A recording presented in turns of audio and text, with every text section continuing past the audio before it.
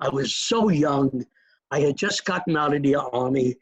You know, a lot of people say to me, Harry, what were the books you read when you first got interested in card magic?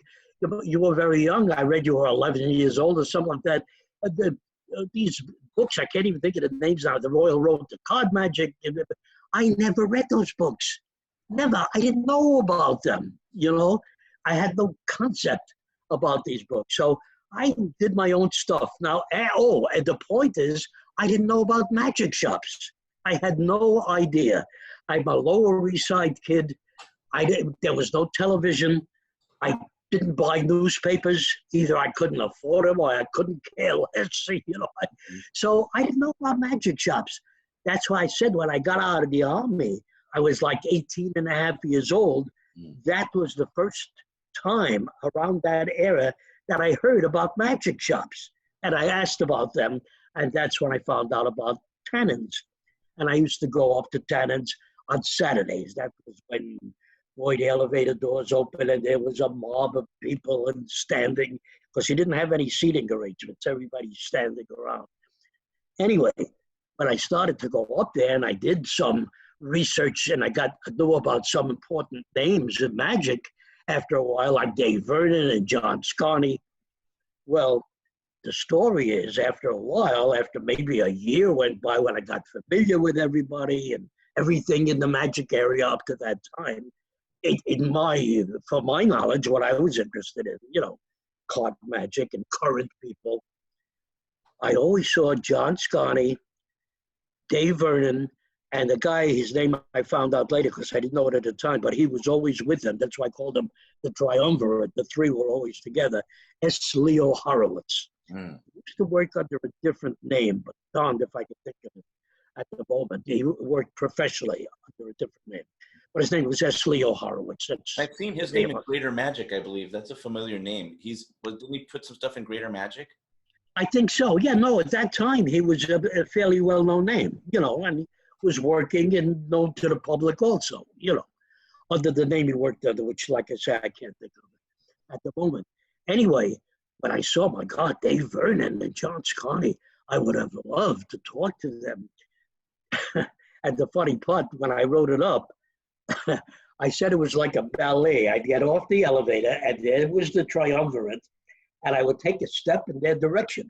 And for each step I took, the three of them together would take a step away. So it was like a ballet dance, you know. And that happened for a few Saturdays, and then I stopped doing it, obviously, because obviously they didn't want me to come near them. Now, the end of that story, the reason it became important to me, there was a magician by the name of used to call him Louis Zingoni. Now, I'm sure many magicians today don't know his name, but it was a pretty important magic name at the time. And one of the things he was known for was, he was a card guy. And one of the things he was known for was a thing called the Zingoni spread, which was 3 cards were selected, put back into a spread, and he would shuffle for a half hour. I found out later. Anyway, controlled the 3 cards. And what he was doing, when I say trying to control the cards, he had counted the cards when they were put back into the spread, really counting them, and then shuffling single cards to get to those cards. He was very good at it, and he would locate the cards. But to me, that was a bore. And to me, it was also obvious, damn it, you counted cards. Again, long story short, and I'll tell you how to start it. I'm pretty well known now, and I've put it in quite a few books, and I still fool magicians with it because my cliche, they don't read the good stuff. I've taught it in 5 or 6 books, for God's sakes, and I still fool known guys that have been in magic for a long time. Maybe they have the books, but they passed over this. I was sitting at my mother's house, gosh, I'm going back, I don't know, 70 years or whatever. And I always used to practice with cards. I don't do that anymore. I'm trying to forget a lot of things. But I had spread the cards on the floor, and I had one card in my hand. I don't know, I was working on a trick. And my mother called, dinner is ready, and I dropped the card, and it fell on the spread. the card face down, fell on the face down spread. And my mother had called me to get a glass of wine or whatever. And I bent down and I gathered the spread and I stopped there. Wait a minute. Because the card I had dropped ended up on top. Wow, that's lucky. Well, wow. I said, wait a minute. Mom, I'll be there in a minute. And I dropped it and I did it again. I said, wait a minute. If it works with one card, how about two? It worked with two. End the story. It worked with three. That became the spread control. Incidentally, it worked with five because Ricky Jay, may he rest in peace, did a poker thing, did it on television an awful lot, where he did my spread control with five cards. Really? He would put five cards on the spread, gather them and shuffle, and then deal out the five card, poker hand, whatever. So I never did it with five. I only did it with three cards. That's it. And I published so many different effects with it. But that's after the fact. Let's go back now to when I was a boy. I just came up with this at my mother's house. I worked on it a little bit, and I started to fool people with it. Now, end the story, or beginning of a different part of the story. I'm up at Tannen's, and I'm doing it for a bunch of young guys at, Tannen's had glass counters, and they would let people stand there and do magic. And I'm doing this spread control, and all of a sudden I hear a voice behind me saying, "Hey kid, do that again." It was John Scarne. I said, "Yes, sir." I'm here with John Scarne. But I do the thing, and he yells out, "Hey, Sam," that's Leo Horowitz, his name was Sam, I guess. "Sam, Dave, come here. Watch this kid do the Zingoni spread." Wow. He thought I'm doing the Zingoni spread. And I'm only doing one or two overhand in-jog shuffles. I'm not doing single cards, counting. Well, and the story, I fooled John Scarne, Dai Vernon, and that's Leo Horowitz. I fooled the heck out of them because they say, do it again. And Dai Vernon says, "I never saw it done. What, you fooled the heck out of me?" Boy. Wow. And he realized, they said, "Hey, you're not counting as much as Louis does." And I said, "No, I'm a fast counter." I didn't want to give it away at that time.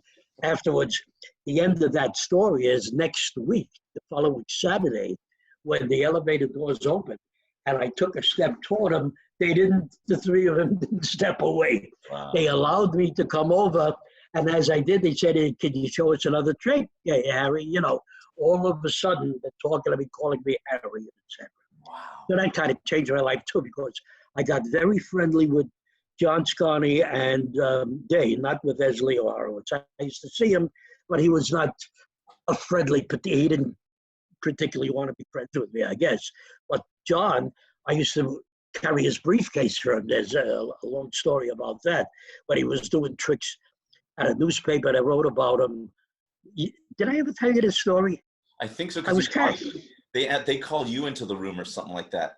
Right, because Johnny kept sticking his head out and said, "Do you have a deck of cards?" In those days I carried. I said, "Yeah." He said, "Throw them over." I did.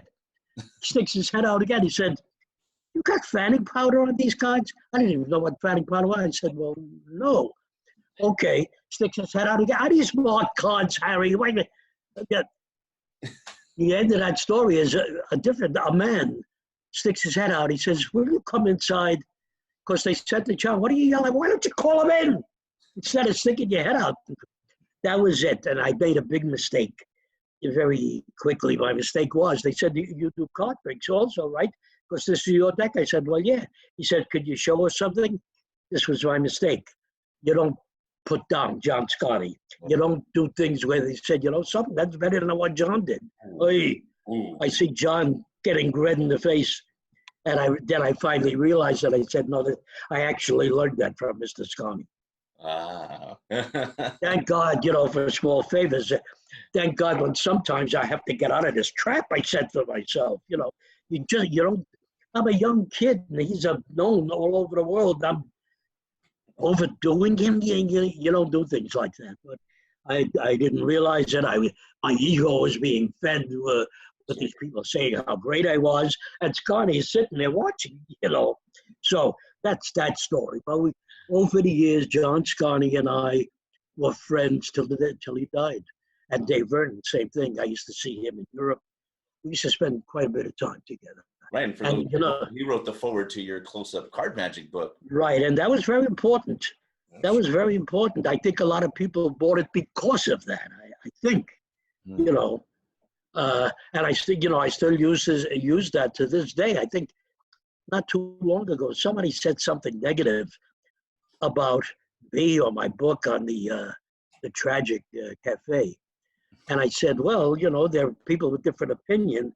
Here's one from somebody you may never have heard of because you're a newbie in magic, but the name is Dai Vernon. You may know that. And this is what he said. And I copied the first couple of sentences. Yeah. So to each, you're entitled to your opinion, as was he.